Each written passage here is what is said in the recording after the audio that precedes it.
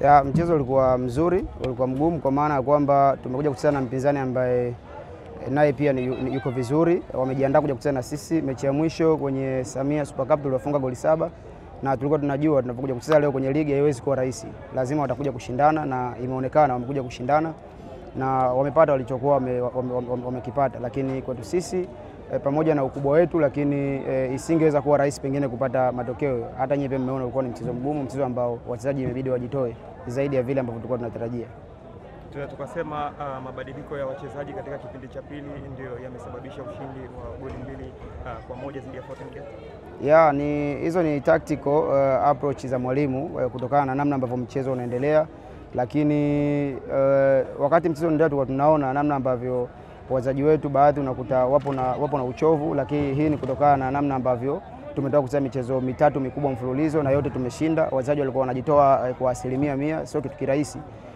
Kwa hiyo mwalimu alikuwa anaona namna ya kuweza kuwapishanisha, ameingiza watu ambao walikuwa hawapati nafasi na wamekuja wameonyesha.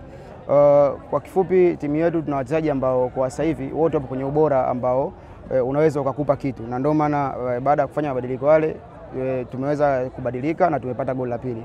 Matokeo ya ushindi mfululizo yanakuweka kwenye nafasi ipi kwenye ligi na malengo yenu yanakuwa ni yapi mpaka hivi sasa? Malengo yetu ni mazuri, mpaka sasa hivi tupo sehemu nzuri. Kama nilishawahi kusema kwamba michezo ya mwanzo ndio ambayo ilikuwa imetukwamisha. Tulipata sare nyingi mwanzoni, lakini ilikuwa inatokana kwamba 95% ya wachezaji wetu kwenye kikosi ni wapya. Timu ilikuwa haina muunganiko wakati tunaanza, lakini sasa hivi timu imepata muunganiko na wewe mwenyewe unaona hii ni mechi ya 9 mfululizo tunashinda, sio kitu kirahisi. Hii inatupa ishara nzuri kuelekea msimu ujao, kwa maana ya kwamba ikitokea tumeweza kupata nafasi ya pili au kupata ubingwa, lakini malengo yetu sisi ni msimu wa pili. Bado tunajenga timu na hiyo ndio kauli kubwa ya mwalimu. Bado tunatengeneza timu. Tutapata maingizo mengine kwa ajili ya msimu ujao, watakuja kuongeza pale ambapo tunapungukiwa ili tuweze kuwa na timu bora, tuweze kuja kushindania ubingwa msimu ujao.